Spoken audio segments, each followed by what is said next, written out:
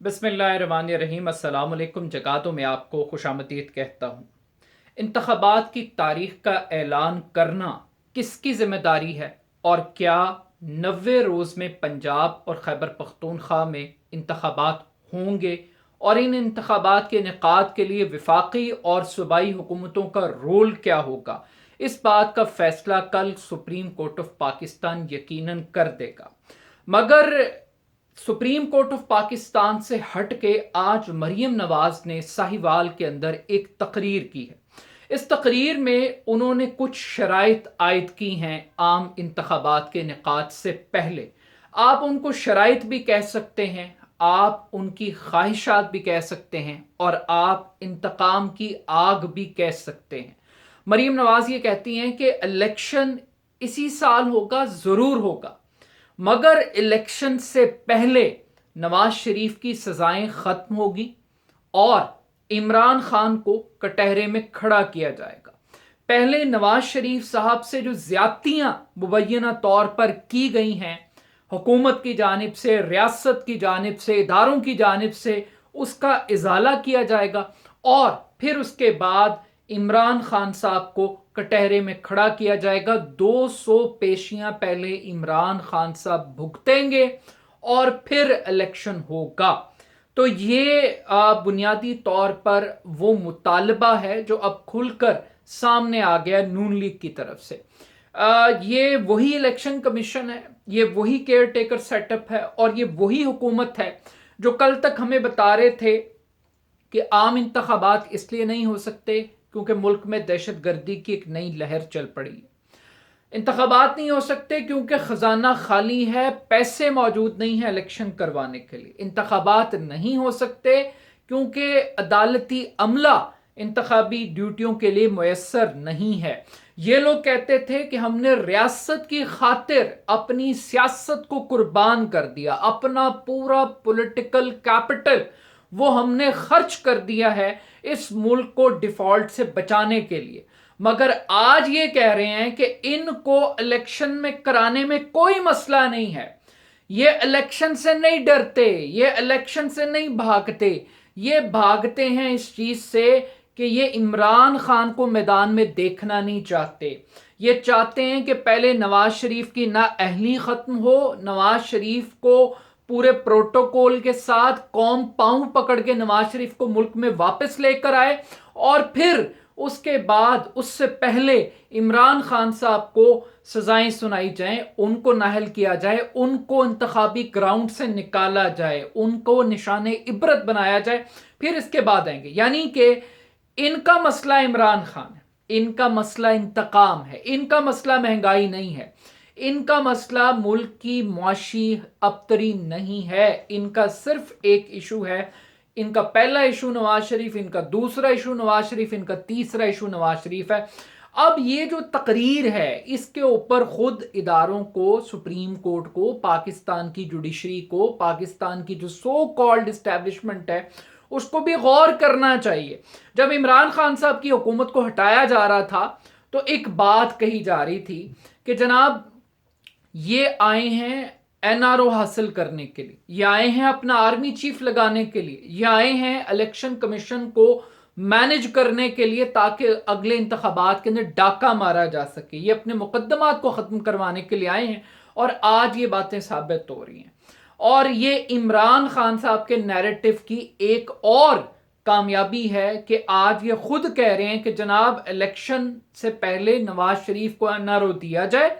तो ये जिस लहजे के अंदर ये मुतालबा किया जा रहा है, तो ये शराइत की बजाय अगर ये भीख मांगने के अंदाज में अगर कौम से अपील करें तो शायद नवाज शरीफ साहब को माफ़ी मिल जाए।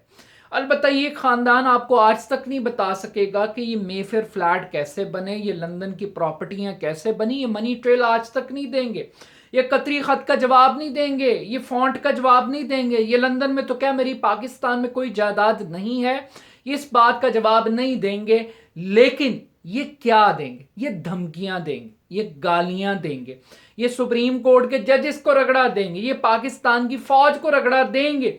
और आज सुभान अल्लाह एस्टैब्लिशमेंट यानी कि बाजवा साहब को कहें तो वो तौहीन है, लेकिन जनरल फैज हमीद को اسی آرمی کے بندے کو جس نے یونیفارم میں سرو کیا ہوا ہے اگر اس کو کوئی پبلکلی گالیاں نکال رہا ہے تو اس کے اوپر کوئی ادارہ، کوئی ایکشن، کوئی کچھ کہنے والا نہیں، کوئی شٹ اپ کال دینے والا نہیں ہے۔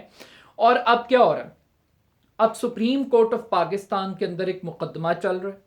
اس مقدمے کے اندر پہلے انہوں نے اس کو سیاست کے لیے استعمال کیا، یہ لوگ ناکام ہو گئے۔ انہوں نے 2 ججز کو ٹارگٹ کیا، جاز الاحسن صاحب کو اور مظاہر علی نقوی صاحب کو، اور ایک جج صاحب کے خلاف تو ایک ریفرنس بھی ڈلوا دیا سپریم جوڈیشل کاؤنسل کے اندر۔ خیر وہ تو میرٹ پہ فیصلہ ہوگا۔ اب آج جو ان کی فل کورٹ بنانے کی اپیل تھی وہ تو ہوگی مسترد، اور 4 ججز نے اپنے آپ کو علیحدہ کر لیے، اور 4 ججز نے کچھ اختلافی نوٹ بھی لکھے۔ ہر جج کی اپنی ایک قانونی ایک رائے ہے جس کا اس نے اظہار کیا۔ کچھ لوگ سمجھتے ہیں از خود نوٹس بنتا ہی نہیں ہے، اور کچھ لوگوں کو لگتا ہے کہ اسمبلی جس طریقے سے ڈیزالو ہوئی وہ قانونی طریقہ ہی نہیں تھا۔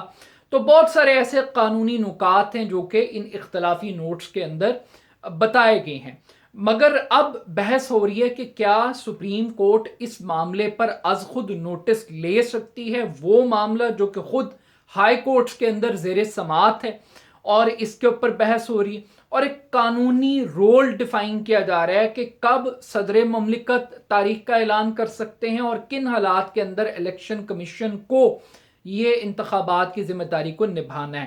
لیکن اس سارے معاملے میں آپ یہ دیکھیے کہ ایک طرف تو یہ غرور، رونت اور تکبر ہے، اور دوسری طرف دیکھیے کہ عبرتناک شکست ہے۔ یہ الیکشن کیوں افورڈ نہیں کر سکتے؟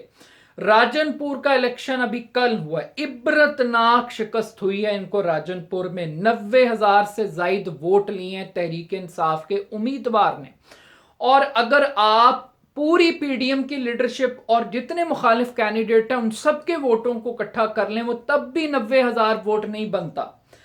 اس عبرتناک شکست کے باوجود یہ ان کی ڈیمانڈز کیا ہیں؟ یہ ابھی بھی رائٹنگ آن دی وال نہیں پڑھ رہے، یہ داریں نہیں پڑھ رہے، یہ ابھی اس شخص کو مائنس کر رہے ہیں جو ابھی زمان پارک میں بیٹھا ہوا ہے تو وہ 90,000 ووٹ لے رہا ہے۔ جس دن وہ پبلک میں نکلے گا تو سوچیں وہ ان کا کیا حال کرے گا۔ اور ایک اور چیز یہ کہ یہ جو تقریریں کر رہے ہیں، یہ جو کہہ رہے ہیں کہ مہنگائی عمران خان کی وجہ سے، تباہی عمران خان کی وجہ سے، ڈیفالٹ عمران خان کی وجہ سے، ایک طرف یہ تقریریں ہیں اور دوسری طرف عمران خان صاحب کی وہ غلطیاں، وہ یو ٹرنز ہیں۔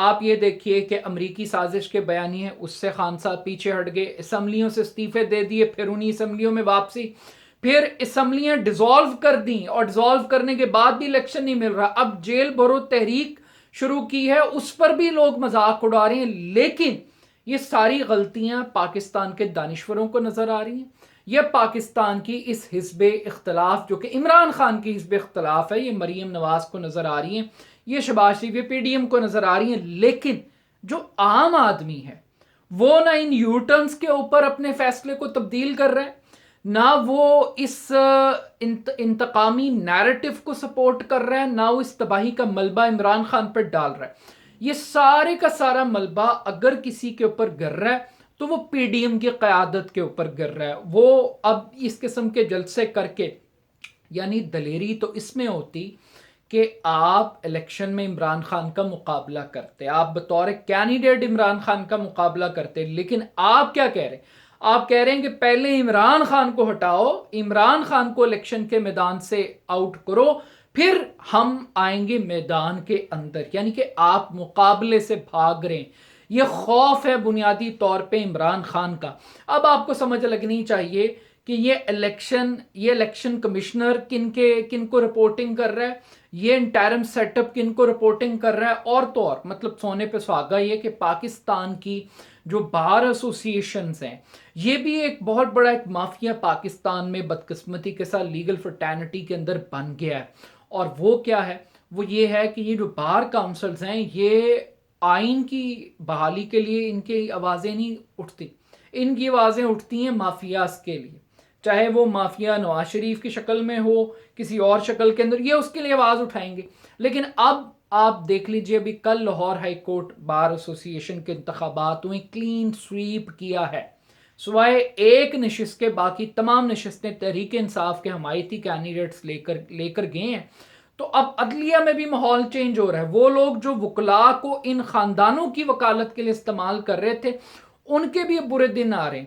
لیکن اس پورے سینیریو کے اندر اب دیکھتے ہیں کہ کیا سپریم کورٹ اس بات کو ڈٹرمن کر پاتی ہے, کیا یہ از خود نوٹس سٹینڈ کرتا ہے, اور اس سے بڑھ کے کیا اگر الیکشن کمیشن کو یہ حکم دیا جاتا ہے کہ یہ اس کی رسپانسبلٹی ہے تو کیا وہ اس رسپانسبلٹی کو ادا کرنے کے لیے تیار ہوگا.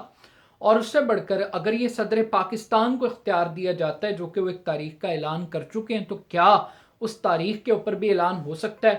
مگر یہ جو جسٹس مریم نواز آج سامنے آئی ہیں کہ پہلے میاں صاحب کو معاف کیا جائے اور پھر اس کے بعد کوئی اگلی بات کی جائے, تو میرا خیال ہے کہ اگر وہ اپنے جرائم کا اعتراف کر لیں جو اس قوم کے ساتھ انہوں نے کیے ہیں تو شاید قوم پھر ایک ٹروتھ اینڈ ریکنسلیشن کا کوئی پروسیس, کوئی این آر او کو قوم دے دے. لیکن یہ جو پتلی گلی سے این آر او مانگنے کی باتیں ہو رہی ہیں, میرا خیال ہے یہ باتیں کر کے عمران خان کو مزید مضبوط کریں.